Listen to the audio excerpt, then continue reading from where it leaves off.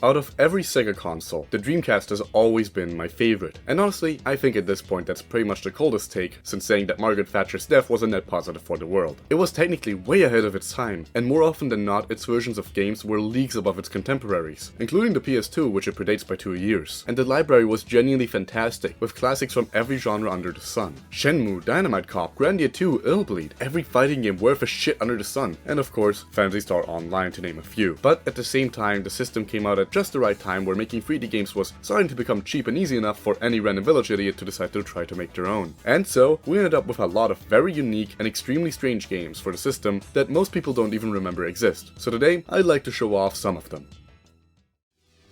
Out of every game in this video, Dorado Gate is easily the biggest. I'm kind of getting ahead of myself here, so let's take it from the top. Dorado Gate is a JRPG by none other than Capcom, during a time when they actually made those. Volumes 1 and 2 released in the same year as Capcom's own Breath of Fire 4, an all-time classic, and it's quite possibly one of the most ambitious games of that era, because you heard me right, I said volumes. We're not just talking about one game here, but 7. Well, okay, it's one game technically, but they released it across 7 episodic volumes, one released every 2 months. Each volume contains multiple chapters, usually 3, and each chapter focuses on a different protagonist. How many protagonists are there, you ask? Oh, you know, just 12. Each and every one of them follows their own story in their own part of the world, and each character has unique gimmicks that change how you experience the world through them. For example, the thief automatically steals from every NPC you talk to, ultimately leads to the entire cast banding together towards the end of Volume 6 before confronting the finale together in Volume 7. The story is actually legitimately great, and I enjoyed it a lot, so I'm avoiding showing footage from anything past Volume 2 in the hopes that this game will one day get a fan translation, because it seriously deserves one. So consequently, I'll introduce the plot the way Volume 1 does it, and then stick exclusively to the first character. Volume 1 opens with Bantros. Think of him as our tour guide throughout the story. He introduces us to the fact that there's gonna be 12 people of relevance, and that they all have the souls of demons inside of them, or some shit like that. Don't worry about it, it's not relevant yet. The first character we get to follow though is Gomez, a hammer-wielding, alcoholic brute who is first introduced by being kicked out of a bar for drinking other people's beer. You know, just an overall swell kind of guy you'd wanna hang out with. After repeatedly beating the shit out of 3 people who got fed up with his bullshit, he then gets help from Bantros, who instantly asks him for a favor in return. And from here the game gets going properly. All around, the first volume is kind of just alright, but the quality of the different volumes is hardly consistent, and some are definitely better than others. My favorite ended up being Volume 2, but I struggle to call any one of them outright bad. The game really knows how to balance its tones. It knows when to take itself seriously and to lighten the mood, and it's really enjoyable across the board. Also, in one of the volumes you can run into Dejiko and Puchiko from Jijichurat, because of course you can, why the fuck not?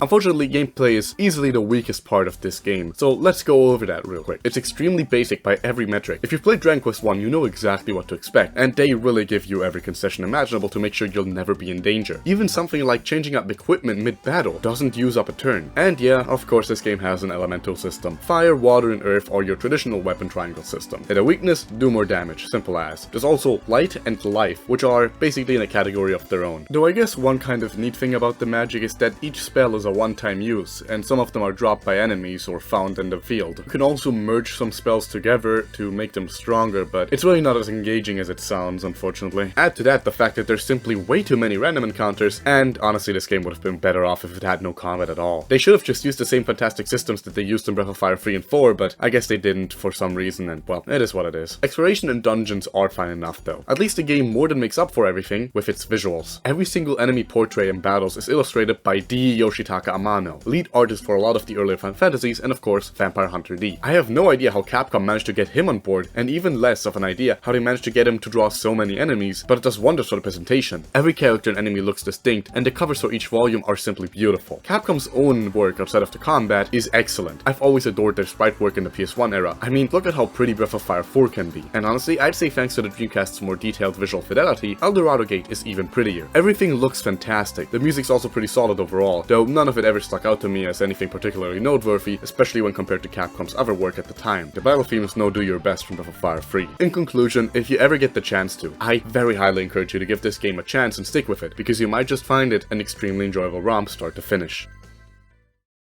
The Typing of the Dead is a modified version of Sega's classic rail shooter House of the Dead 2 that replaces the light gun with a key— oh wait, shit, this is the wrong script, sorry. What I meant to say was— The Typing of the Date is a collective hallucination that escaped Hudson Soft's offices in 2001 and somehow made it onto store shelves. This game has absolutely nothing to do with Typing of the Dead, and their similarities start and end with the use of a keyboard to type things out under a time limit. So what do you actually do in Typing of the Date? Well, first you have to choose what tileset you want to use for your keyboard. And luckily for me, there's an option that lets you use Romaji. Then you select one of the many potential girlfriends and proceed to go on a date with her. This part plays out like a traditional dating sim, and during a conversation you'll have to respond with one of multiple options. And as you'd expect, you have to type out every response letter by letter in a time limit. Answering poorly or failing to answer at all, making you stand there like a confused animal that has no idea why it's even there, will cause them to call off the date eventually and leave. Do well though, and you move on to the second date, then a third, and so on, each getting more difficult than the last, until you eventually, well, you know. Unfortunately, that won't be me. See, I'm a very proactive person. I hate asking questions, and so I will do absolutely everything in my power to make sure I will never finish one. This is a long-winded way of saying that the Japanese people use the QWERTY keyboard type, and I use this fucking thing. I can't for the life of me figure out how the hell to make the game recognize the question mark symbol. I tried everything short of just outright buying a QWERTY keyboard. I just can't do it. But since most of my audience is American, this shouldn't be too much of a problem for most other people. But despite that, I still had quite a bit of fun with the game, at least as far as I could get. It manages to take the stress of timing-based decision making and pair it with the stress of triple checking every word in your business email shockingly well. After a point, I didn't even care about the art anymore. I was so consumed in a whirlwind of words, and as for the art itself, I mean, it's fine. There's nothing standout about it, or any of the designs for that matter. There's really no unique style or anything, so it's ultimately just very unintrusive. Though realistically speaking, that's probably for the best, because the last thing I'd want is to be distracted by the art while I'm trying to concentrate on a barrage of letters immediately in front of it. If you like the Typing of the Dead and want something that can absolutely give you a similar sense of stress in a completely different context, then you'll absolutely get a kick out of this game. If I ever do get a QWERTY keyboard or a kanji keyboard, I will also definitely be giving it another chance, and try to get every girl's ending, because there's just something really addicting to the gameplay loop that I can't quite explain.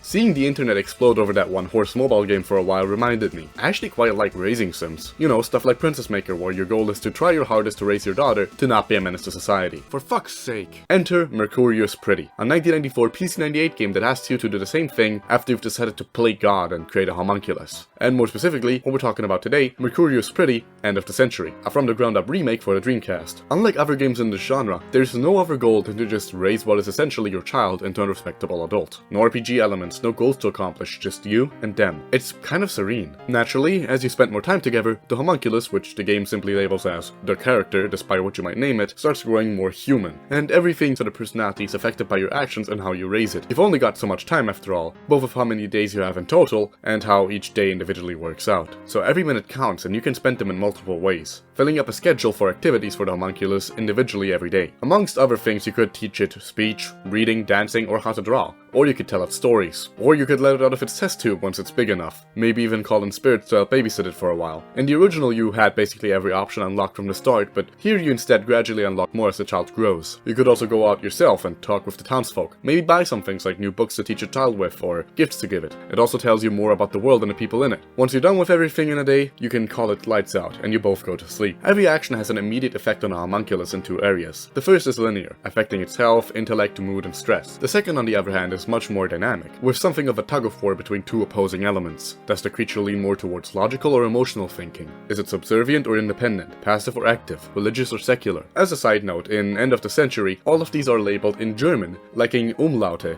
and using a font that makes the S look like an L, with some of the words being borderline unintelligible because they completely leave out certain letters. For example, lights out is supposed to be two words, Licht aus. Instead, the game decides to toss the T and the spacebar entirely to make Licht aus. The active personality is labeled as Tatkraft, which is two letters off from Tatkraft, meaning willpower. Meanwhile, the passive one had me and several of my friends stumped for a really long time. It reads, the Introversin, and it took us all way too long to realize that that's supposed to say Introversion, as in introversion. Meanwhile, on the PC-98 version, all of the text is in English, and significantly more consistent at that. Going back to the game proper, the visuals are really nice. The art is expressive, and every stage of the homunculus is distinct, with its expressions instantly showing you where they're currently at developmentally. One last thing I want to note is the music. It was composed entirely by Noriyuki Iwadare, who is one of my favorite composers in the industry, having worked on games like Grandia, several of the Ace Attorney games, Kid Icarus Uprising, yet his work here feels significantly more subdued than his other stuff, and I love it. The theme that plays while you're raising the first few stages of your homunculus especially stuck with me. It's this beautiful, almost somber piano melody that reminds me a lot of the desktop theme from .hack GU. Ultimately, I end up really loving this game, and I would highly recommend it to anybody who's a fan of raising sims, or just wants something calm and almost kind of zen to unwind with.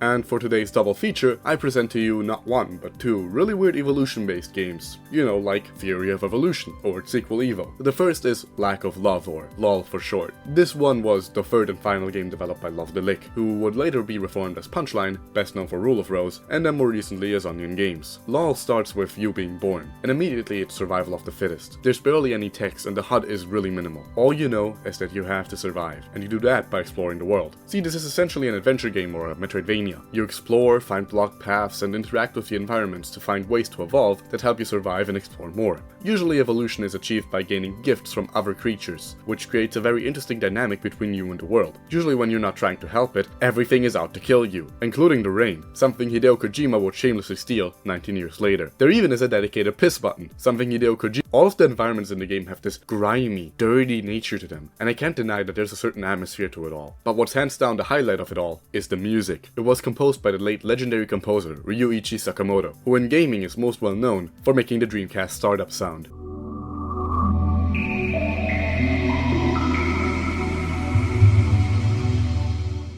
This is one of those games that you will either love or hate, because it can be really cryptic sometimes, and it's also sometimes far more difficult than it has to be. But if you can look past its shortcomings, you'll find a lot to appreciate here. Where do I sit? Well, honestly, I'm kind of on the fence myself, but I absolutely don't regret having played it. Seventh Cross. I hate 7th Cross Evolution. I must emphasize this because the game has been one of the most needlessly obtuse and frustrating experiences I've had with a game in a very long time. The first thing the game asks you to do is to assign a color to a corresponding attribute. This will be important later, so you better make sure you remember exactly what color you attach to what stat, because the game will not remind you. Then you get shat out in a pond where you have to run around eating whatever you can, while a crab more dangerous than any slasher villain haunts you like a fucking scissor man, and if it catches up to you, you just die and have to start over. It's awesome. You just eat till you get bigger, then once you reach your third form, the real game begins, and you just keep doing more of the same, until you can eventually kill enemies. And as you keep eating, you now gain Evo points. You can cash those in at the big monolith at the center of every stage. You just draw literally anything you want with the colors you better be remembering the effects for, and it gives you what I can only assume to be a random body part. No matter what I did, I could not for the life of me figure out a pattern, if there even is one, because I just kept getting arms. You can equip those whenever you want. Eventually though, when you're evolved enough, you can go to kill the stupid fucking stage boss with your dumb fucking magic powers, which you have for some goddamn reason, and this lets you teleport to the next area, where you just repeat the same shit from the third stage again and again until the game ends. There's no story to keep you engaged, the combat is dreadful, and the repetition kicks in before you even finish the first area. There's even barely any music, which is criminal, because what there is actually pretty good, because guess what, they got the goddamn Shenmue composer. Unless you can handle an unending barrage of repetition, I just cannot recommend this game to anybody in good faith. Okay, I know I said I was gonna talk about games today, and that's still mostly true, but I can't possibly talk about obscure Dreamcast content and not mention Grauen No Torikago, or Birdcage of Horrors. And I have to make this very clear when I say that this is not a game. I don't mean it because it's an FMV game or whatever. No, I mean that the only semblance of interactivity in this entire thing is swapping the discs. See, this is a movie released exclusively for the Dreamcast, hence it being here, and in an extremely experimentally produced way at that. The film was distributed through 6 discs that you had to order online, but you couldn't watch it all at once. Instead, it's presented as a series of 1-minute clips, the next unlocking the following day over the span of an entire year, resulting in a 365-minute long film. It's a one-of-a-kind experience, and the closest thing I can think of to it is the TV show 24, wherein every 24-episode season was 1 day, with each episode being 1 hour off that day. Or Daily Dracula, which sends you 1 letter from the original novel on the day that it appears. Now, is it a good movie? I mean, I enjoyed it well enough. It's a murder mystery with the production quality of a cheesy TV show, and I mean that in every aspect, from the acting to the set design. If that sounds like something you'd enjoy, then you'd probably like it. It even got fan subs, which is pretty cool. The story follows Nao Tsunoda, a high schooler who just moved into a new apartment complex where every resident is weird as fuck. After running with her weird super paranoid neighbor who asks her if she signed a certain contract, she ends up befriending Tetsu, the assistant of the complex manager, and a day later the two of them end up finding the woman's decapitated corpse being eaten by crows on the roof, while her head is strung up in her room, hooked up to a hose blowing gas to make it seem like she's singing along to a song from Goethe's Faust. From then on, more and more people wind up dead, as now Tetsu and the police detective try to figure out who the killer is, as well as uncovering the secrets of all of the tenants. It's pretty decent and shockingly well paced for how lengthy it is. Again, if it sounds like something you'd be into, I highly recommend checking it out. It's a better use of your time than watching a YouTube video essay at least. And while we're on the subject, let's also talk about S. This is a strand type game, by which I don't mean the genre, but the fact that they made up a whole new one just for it, being a psychodrama. It's based on a live action TV show, and the basic premise is that the Japanese government has decided to extract a serial killer's memory and to analyze it by putting it into the mind of another subject. You basically just walk around in first person exploring the two merged minds and looking at the different memories, trying to figure out whose memories you're actually seeing as they slowly piece together. There's very little to actually do, you just look at the objects and watch the memory they trigger. I didn't really find it all that great myself, but I think the existence of a game like this is interesting enough to cover it nonetheless. Have you ever thought to yourself, man, they should make a game based on gladiatorial chariot racing that doesn't suck? Cool, me too. That's not what this is though. In fact, I'm not entirely sure what it is. Zusar Vasar is, to my knowledge, the only game ever developed by Real Vision Incorporated. And it sure is a racing game, I guess. There's not much to it, but what's there is split into two modes, normal race and battle. Let's start with normal. Instead of just selecting a track and vehicle like in any other racer, you instead first select what kind of race you'll be participating in, between ground, water, and air races. After that, you choose not your ride, but the robot animals pulling it. Why are they robots? I don't know. After that, you choose your race style, which differs depending on the race type. On the ground, you've got drift and grip. On water, it's slide or normal, and in the air, it's the orientation of your buttons. We'll get to that. And only now do you actually get to choose your carriage. The combo of carriage and animal affects your final stats, and so an animal's high base stats may be severely crippled by your choice of card. Except none of this matters because real men always pick the gorillas. Now that you're done pimping your ride, how do you actually play the game? I mean, ideally you don't, but for the sake of argument, let's start with the ground races. These are the closest to playing like a traditional racing game, except that it's a really bad one. Everything feels extremely slippery, and taking corners might as well be skating on ice. What doesn't help is that your cart swings around like an alcoholic on a freeway non-stop, and with the camera being this zoomed in, no matter what you set it to, it can become seriously frustrating. You do, however, have one more ace up your sleeve to turn things around. Over time, you slowly generate a boost meter. Once it's full, you can blast off with a short burst, and that's it. That's all the ground races have in store. Depending on the track, there's different amounts of laps, and if you finish a race, you're greeted with a full replay of the entire thing for some reason. Take all the complaints I had about the slipperiness of the ground races though, and double that shit and give it to the next person, because it's near impossible to turn a corner in the water races. They are basically the exact same thing, but so much fucking worse. It's near impossible to turn a corner without slamming into the nearest wall. I mean seriously, I've not had this much trouble since playing Sonic R. And then there's the air races, Lord help me. Instead of being like the other two, this mode completely throws out the analog sticks, instead opting to make you use a thruster system. One trigger targets the left one, the other the right. Hold down both to accelerate. Let go of one to turn into the opposite direction. But somehow, this makes this both the worst and the most manageable of all three modes. So does this game have any redeeming qualities? I mean, it's definitely not the visuals. This game could probably pass as an N64 game. It's also not the music. I mean, holy shit, where do I even begin? It ranges anywhere from sounding like it was rejected from Mega Man X3 to whatever this is.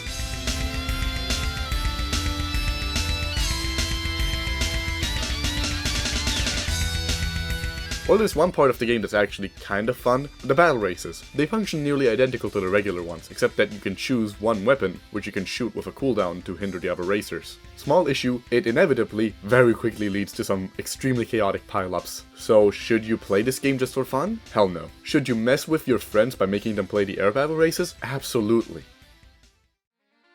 Tako No Marine is an extremely charming little puzzle game. The main character is a little girl named Marine, whose father one day brings home a ceramic pot that's apparently unbreakable. He got it at a flea market from some shady foreigner. She inspects it and accidentally recites a spell, making her dad disappear. A fairy that looks like an octopus then shows up, telling her that her dad and several other people in town have been transported inside of the pot that houses a pocket dimension, imprisoning an evil wizard. Your goal is to go inside the pot, save the people, and stop him. One thing that immediately stands out is the way the game looks. While most of the environments and the fairy are in 3D, Marine and the other humans are entirely sprite-based. It's a really cool aesthetic, and I don't think we see enough of it. Before someone brings up HD2D, get that lens flare riddled Bloomfest eyesore out of my sight. It would look great if the sprites had higher fidelity than SNES ones, but they fucking don't. The level backgrounds and environments meanwhile remind me of the Umihara Kawase games. Kind of surrealist with an emphasis on aquatic themes. Every level is relatively lengthy and consists of multiple interconnected puzzle rooms. You've just gotta get through the rooms, save each person that was turned into one of these weird cat creatures, and reach the exit of the level.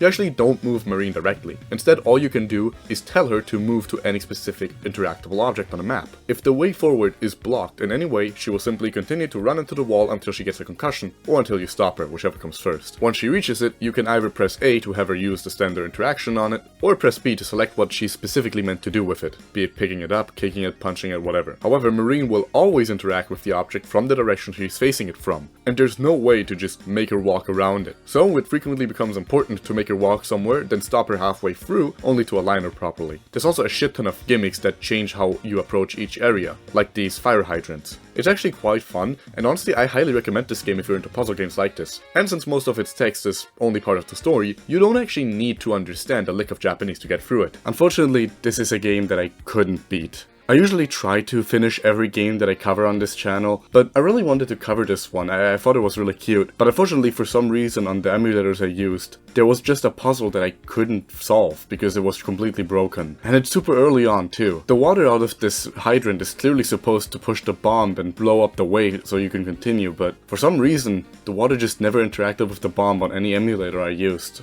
I'm sure it works fine on real hardware though, so if you can somehow get it to play on there, you'll probably have a great time with this game. Unless it gets super hard later on, in which case, oops. Have you guys ever played Guitar Man? It's this really fun rhythm game for the PS2 and PSP, where you have to use both the left stick and the buttons. Well, about a year earlier, SNK, yes, the fighting game people who decided that adding a sex criminal to their game was better than having good mechanics, released a game with quite a similar idea. Cool Toon. This is one of those rhythm games that actually puts quite an emphasis on having a plot and cast instead of just the core gameplay. And because of this, it has two different campaigns, one for a boy named Amp and one for a girl named Spica, who has what I can only describe as the worst fucking haircut I've ever seen in my life. The setup is the same for both, however. One day, while watching Iori Yagami be brutally murdered on live television, a weird rabbit creature jumps out of their TV, kidnaps them, and drags them into Cool Town. The rabbit introduces herself as Yusa and explains that Coolsville sucks, and is actually a very strict meritocratic dictatorship led by the tyrant king. Here your worth in life is decided not by how much you can work in the mines, but by how well you can, quote, swag it up on the dance floor. Yusa kidnapped the kids because she heard somewhere that apparently humans can outflitz the king. All of this is to say that Yusa is what we colloquially refer to as an international terrorist. Every stage plays out mostly the same. There's a big circle in the middle of the screen, and either in its middle or any point on the edge, a button prompt can show up. Position your stick in the corresponding spot, wait for the right moment, and press the triangle button. Triangle button? What fucking triangle button? I didn't even write that in the script. I meant the corresponding button. Simple as. Sometimes you'll have to chain together movement along the edge for help beats too. It's intuitive, fun, and can get really stressful. I am terrible at rhythm games, as you can no doubt tell, but CCT is significantly more forgiving than games like Guitar Man, thanks to how its HP system works. It's essentially a kind of level-based tug-of-war. Do well and you level up, do poorly and you go down. As long as your level is above like 3, you'll be fine. And the game is really generous. The better you do, the more dollars you get, which you can use to buy different costumes. And man, can I talk about how cool the game looks for a second? People love the jerk-off, jet grind radius cell shading to no end, and Cool really scratches a similar itch. It reminds me a lot of a 3D version of the Puyo Puyo Fever art style. Everything's really lively, and the exaggerated proportions make every character stand apart. It and the music really work well together. Sometimes aside from the regular stages, there are some special ones too, like one where you have to disarm a bomb that really doesn't want to die. This one works like a read and repeat rhythm game like Parappa or Puyo Puyo Da. Unlike most of the other games in this list, this one also has a fan translation, so I highly encourage any rhythm game fans to check it out. And since I'll literally never get another chance to talk about it, let's also quickly add in a bonus obscure Neo Geo Pocket Color game here, because this game was released alongside a companion game, Cool Jam. This is basically its own thing entirely, featuring its own world, characters, and gameplay. The Neo Geo Pocket Color only has 2 buttons, so it's much simpler because of that. You can show off your awesome clapping skills to any NPC, which just means pressing one single button at the right time. Your goal is to explore Not Coolsville and get a band back together, with each member's instrument having their own minigame attached. The music is good, but a lot of the tracks are really short and it ultimately doesn't stand up to its sibling. But there's one really noteworthy thing here. At some point, a prototype build of the game leaked, and wouldn't you know it, it's entirely in English. You're stuck in the central hub and can't really do much but talk to the band members, but it's interesting to see that the game clearly had plans for an international release while the main game doesn't seem to have been. A neat little oddity for sure. And I'm afraid that's all I've got for you today. A bunch of mostly obscure, mostly interesting, and mostly games for Sega's ill-begotten last hurrah in the console market. And sure, maybe not all of them were particularly great, but I truly believe that every game, no matter the quality, has a right to exist and shows us what we can learn from them. So I hope this video encourages you to check out some obscure games yourself, and maybe even check out the ones featured in this video. If you enjoyed the video, then I would really appreciate a like, comment, and subscription. And I also have a Ko-fi you can donate to if you feel so inclined. With all of that said, I wish you all a wonderful morning, day, evening, or night. I'm gonna go cook a crab now. Cheers.